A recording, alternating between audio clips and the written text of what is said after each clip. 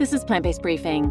Why are more young people getting colon cancer? Gastroenterologist Shilpa Ravella explains, by Courtney Davison at forksoverknives.com. And I'm your host, Marian Erickson.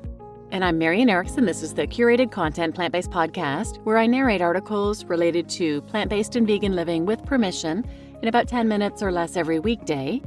And today's article is from forksoverknives.com. They're an amazing resource. They've been around since 2011 following the release of the world-famous documentary Forks Over Knives, which you can watch for free on YouTube or from their website. They have tons of information and resources, so I highly recommend checking out their site and following them. So now let's get to today's plant-based briefing. Why are more young people getting colon cancer? Gastroenterologist Shilpa Ravella explains, by Courtney Davison at forksoverknives.com. Colon cancer was once rare in people under 50, but over the past 3 decades it's become increasingly common. A 2017 study found that people born in 1990 are twice as likely to develop colon cancer as people born in 1950, and the American Cancer Society released a report linked here earlier this year underscoring the uptick, noting that from 2011 to 2019, colorectal cancer rates increased by about 2% per year in people under 50. That shift has prompted researchers to look closer at the ways these cancers manifest in young people and identify potential warning signs. To understand what's behind the concerning trend, we spoke with gastroenterologist Shilpa Ravella, MD, Assistant Professor of Medicine at Columbia University Medical Center and author of A Silent Fire, The Story of Inflammation, Diet, and Disease.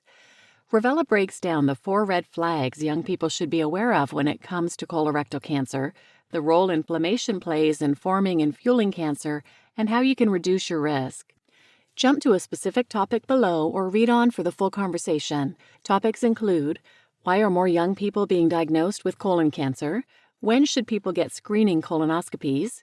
Which foods are linked to colon cancer? What's the connection between inflammation and cancer? How does exercise impact inflammation? And what's the number 1 way to reduce your risk of colon cancer? Now the interview. I want to start off by asking you about the rising rates of colon cancer in younger people. Is this just a matter of better screening? Shilpa Ravella. This has been on my mind quite frequently lately as I'm seeing more and more patients being diagnosed with not just colorectal cancer, but other cancers, and patients in their 20s and 30s with no apparent risk factors being diagnosed with early onset colon cancer, which is colon cancer that develops when one is less than 50. We've seen an increase in the incidence of early-onset cancer over the last few decades. It's an emerging global epidemic.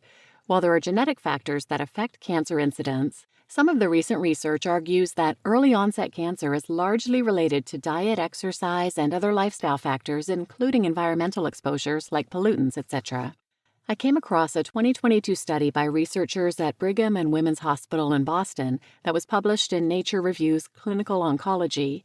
The study stated that cancer cases among those under 50, including colon, breast, esophagus, kidney, liver, and pancreatic cancer, have risen worldwide since around 1990, likely due to the increasingly sedentary lifestyles and Western diets that are filled with processed foods, sugary beverages, and alcohol use. These researchers point out that enhanced screening alone doesn't account for the noted increase in cancer incidence, so I do think that a large part of this is driven by our environment and lifestyle. Given the rising rates, should people start getting colonoscopies at a younger age than previously recommended? Currently, the guidelines support getting a screening colonoscopy at the age of 45, but I do recommend being vigilant about your body and trying to stay aware of any symptoms or signs that may be concerning. There was a new study published just a couple of months ago in the Journal of the National Cancer Institute. The researchers looked at over 5,000 early-onset cancer cases to identify red flags that occurred before diagnosis. They found that between 3 months and 2 years before the diagnosis date, there were 4 red flags that stood out, signs and symptoms that were tied to an increased risk of early-onset colon cancer. One is rectal bleeding. Anytime you have blood in the stool or rectal bleeding, you should definitely see a physician.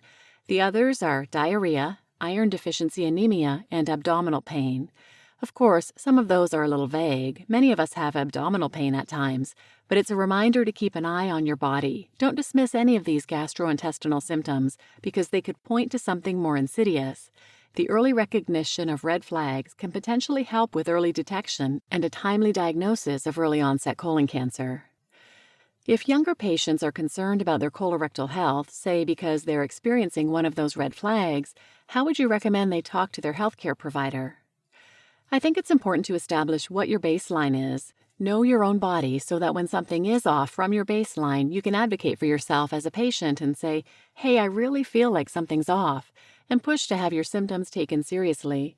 If your symptoms are concerning, you should obtain a referral to see a gastroenterologist. Which foods and dietary patterns have been linked to colorectal cancers? One of the big ones is red and processed meats, which have been tied to increased colorectal cancer risk in epidemiological studies. Those should definitely be minimized or entirely avoided, and cooking any sort of meat at high temperatures can create chemicals that raise your cancer risk. Also, diets that are low in fruits and vegetables and fiber. We are a fiber-deficient nation. 95% of Americans don't meet the recommended daily allowances, or RDAs, of fiber in this country. That's stunning because we need to go beyond the RDAs, and yet most of us are not even meeting the RDAs. Fiber has been tied to so many different positive health outcomes, including decreased risk of colorectal cancer and other cancers.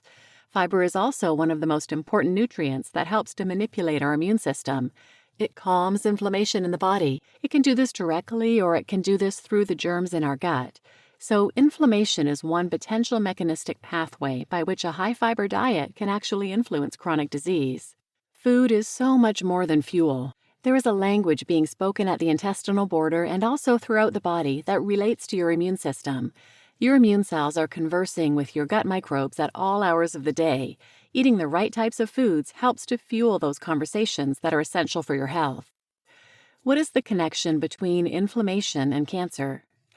Normally, our immune system tries to get rid of cancer as it would germs, but inflammation, whether it's low-level hidden inflammation or overt inflammation, can actually fuel cancer.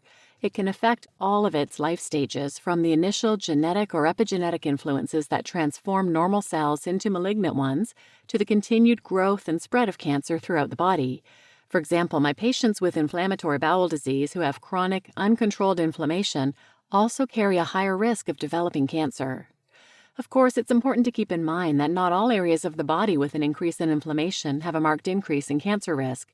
For example, increased inflammation in joints or the brain carries little increased cancer risk, but generally, being inflamed is tied to a higher risk of various cancers. Inflammation is an important component in the tumor microenvironment as well. Whether inflammation shows up before or after the cancer, it can affect all its life stages, from helping to initiate cancer in the body to fueling the cancer's continued growth and spread. How does exercise impact inflammation? We have dozens of clinical trials across age groups that show that exercise can help to dampen chronic hidden inflammation. It does this in a variety of ways. One of the most important and obvious ways is to melt belly fat, which is a marker for visceral fat, the highly inflammatory fat that surrounds our inner abdominal organs. But even in the absence of weight loss, exercise can decrease the number of immune cells that infiltrate fat tissue. So it's not just about losing weight. When you exercise, you initiate beneficial physiological processes that decrease inflammation and decrease the risk of chronic disease.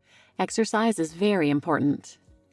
What's the number one step young people can take to reduce their risk of colon cancer? Increase the quantity and diversity of plant foods in the diet. In addition to fiber, plants contain many other nutrients that can help to manage inflammation. You want to be eating whole and minimally processed plant foods. Whole and intact grains tend to be much better for the gut microbes than heavily processed flours. There are studies that show that simply altering the diversity of plants in your diet without changes in quantity can actually help to decrease inflammation. We really need to push ourselves to explore the supermarket and to fill our plates with a variety of plant foods. You just listened to Why Are More Young People Getting Colon Cancer? Gastroenterologist Shilpa Ravella Explains, by Courtney Davison at forksoverknives.com, and I'm your host, Marian Erickson. And if you'd like a couple more episodes about colon cancer, check out 502, Meat and Milk Linked to Colon Cancer, Study Confirms, and 319, Lose 2 pounds in one sitting, Taking the Mioscenic Route. I'll link both of those in the show notes, and if you listen somewhere where the show notes aren't available or the links aren't clickable, like YouTube, you can always find those links at plantbasedbriefing.com/episodes, and the search feature is great. You could just type in colon, for example. So please share this episode with anyone who might benefit, and thanks for listening.